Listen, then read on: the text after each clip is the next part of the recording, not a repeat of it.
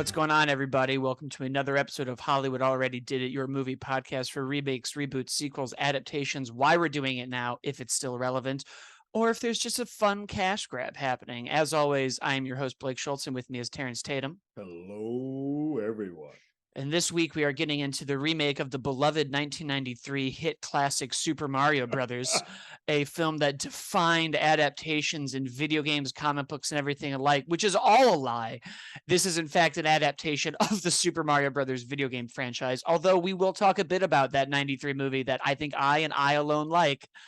John Leguizamo stands behind it too. He's very angry. I think it's a good time. It's got a very Dick Tracy TMNT vibe. It's weird. It's just there's nothing else like what it. It's doing. It knows what it's doing, and the visual effects for that, I will say, I will stand behind to this day, are impressive. Production designer of Blade Runner. There's some cool stuff in there. It's not as bad as everyone says. I don't think we need to go Seth Rogen on it about how it was the first time you learned a movie could be bad. I don't know that that's the take. Especially at that time, like there are a lot worse films, Seth. Sir, you made Green Hornet. Why don't we take a breath?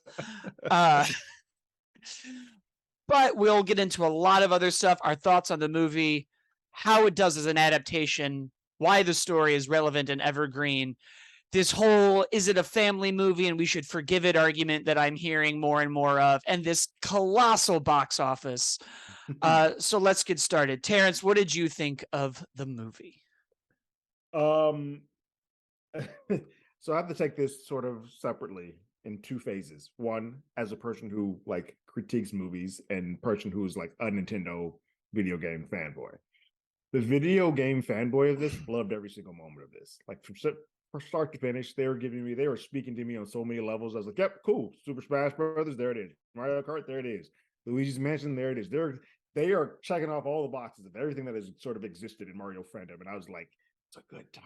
And I enjoyed every piece of that. The film critic side of me, or the person who is a little bit more critical of this, sits there and like, what's the story here?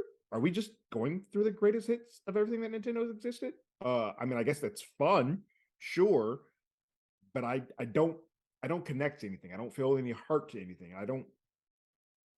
You're not getting me invested into this story, which is I think is a hard thing for me to do as far as for repeat viewings, or to like actively tell people, hey, you should go see this movie. Does it check off all the boxes for a good kids film? Sure, it does. But it reminds me a lot of like, though I took my nephew to go see March of the Penguins movie, Penguins of Madagascar. So it was a spinoff of Despicable of Madagascar. And I watched that movie. My nephew loved it, ate it up, chewed it up and down. And I was sitting here like, oh, it's terrible. Like there's no story. It's just a bunch of things happening. That's a lot how I feel about this Mario film. There are a lot of things happening.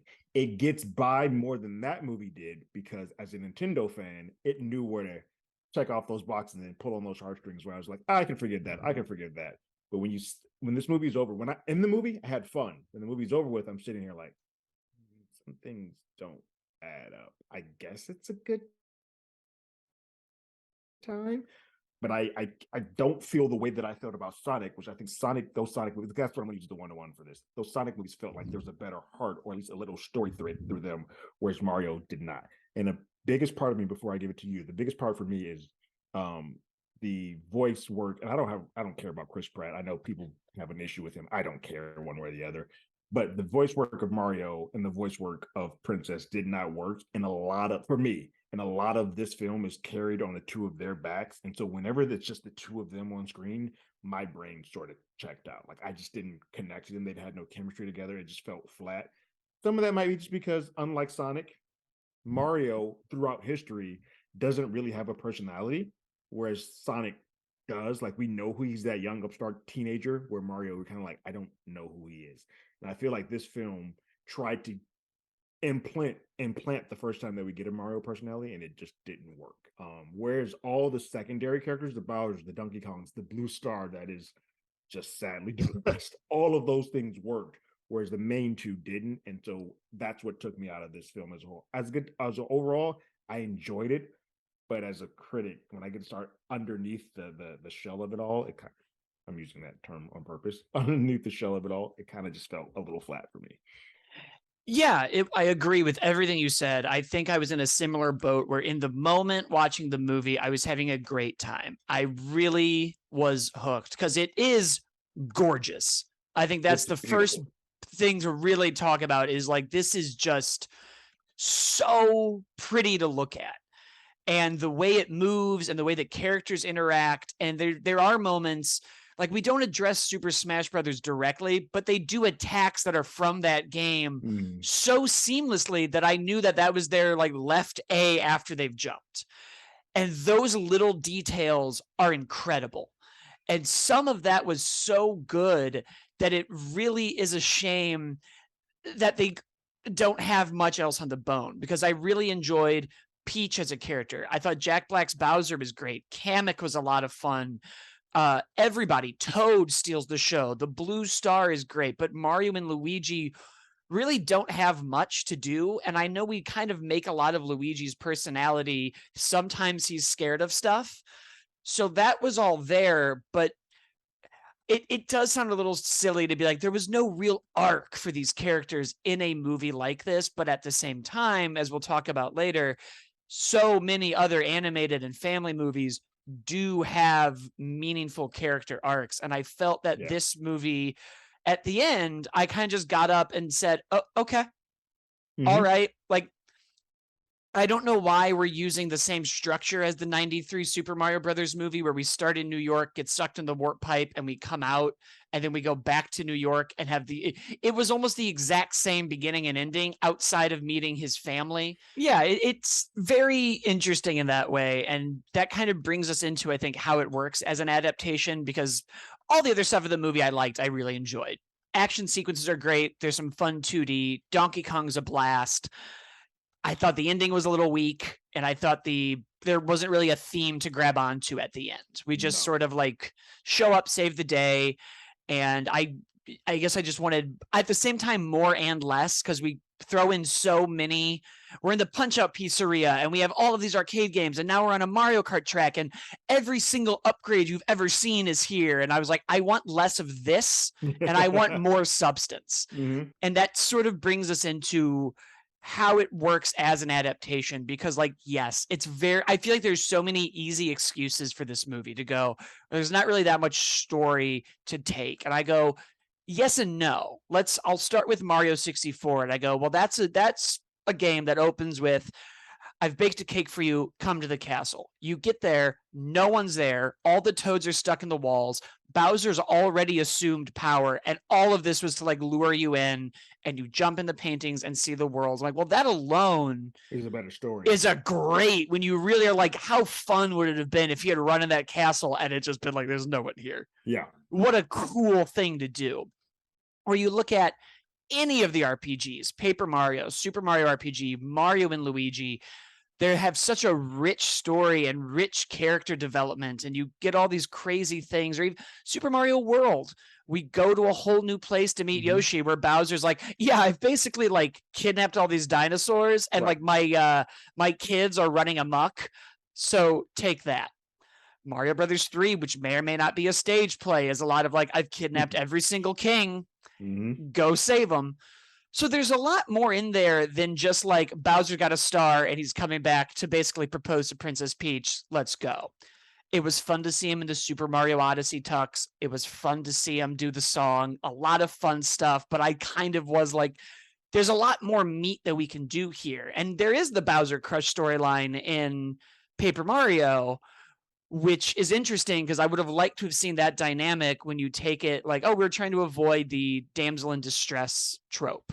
Yeah. So we have Peach do a lot more. Like, I get that. I want Peach to do a lot more. Yeah. I think I was recently at a Super Mario Brothers opera that was in North Hollywood, and a little girl in line to get snacks next to me pointed out somebody's shirt and was like, that guy's shirt doesn't have Peach on it. That's insane. I was like, you're right. It is insane. So we got, yes to more Peach in the movie. Yeah.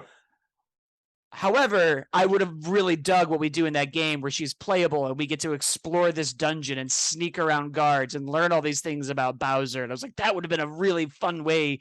We've already fought this trope in these games, so let's really do it. Yeah, I mean, we get like Mario 2 gives her a personality. I think there are many times where Princess, either Daisy or Peach, whichever one we're using, does find a way to sort of get some type of personality. It just seems like this game, I mean, this movie for the first half, because she's going through the explanation of what this world means and how all this means to Mario, it is. And in the third act, we're kind of like, cool, you're going to go off to the side, and we got to just save you. Even though they do give her that moment where she gets the ice flower and goes off, it's still about that was awesome. Yeah. Yeah. So I'm sort of, when I look at it as an adaptation of the games, a part of me is like, man, they really got the look and feel down. Mm-hmm. I'm just missing the heart and the fun and the soul. And there's time, like we can we can let it cook, maybe 2, 3, 4. We're gonna dig these forever now. Yeah, but I think for you and I'm using Sonic as sort of the blueprint, and even though Sonic has live action in half, there's a lot more heart and there's just a lot more care and love that's put into both of those films, especially the second one. The second one feels like a Sonic game. By the way, we're also still continuing what we did with the first one, but it's like, oh, the heart and energy that they put into that is now fully in. And maybe we get there with Mario, because I think Sonic 1 and Mario 1 kind of compare a little bit more.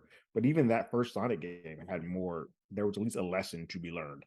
There isn't a lesson really that I learned in this Mario game other than like, cool, Nintendo's cool. And I think everybody of every generation sort of has their, what they consider to be their Mario, or like, oh, the Mario, my old school Mario is my this and this, and you're like, oh, cool, that dates me, but sure, mine is Mario, like you got like Mario 1, Mario 3. Some people it's Galaxy, some people it's Sunshine, but they all have their version of Mario that sort of takes place. So while it's a evergreen, it continues on. Mario has kind of gone on and on and on for ever. So to say that adults shouldn't have something that sort of speaks to them is sort of it's a weak way to sort of go about this. If you're saying it's not a very challenging way to look at it. Yeah. I think it's really easy, because I have no issue. Well, if you walk out of a movie and are like, that was a good time. I walked out of this movie and had a good time. I enjoyed the movie. Correct. I just want a little bit more. Mm-hmm. And when I look at other animated movies, we've talked about Sonic, but Detective Pikachu, TMNT, Spider-Verse, How to Train Your Dragon, everything Pixar has made. It's entire category. Yeah. It's insane to say like, well, it's just a family movie. Why are you being so critical when I can go, because Puss in Boots got a 98% on Rotten Tomatoes and has an incredibly meaningful storyline. And this is just like, it's fun to walk around the Mushroom Kingdom. Yeah. Which it is. It's a great time. I love seeing Cranky Kong. I loved the blue shell on the racetrack. I liked seeing all the Mario Kart stuff.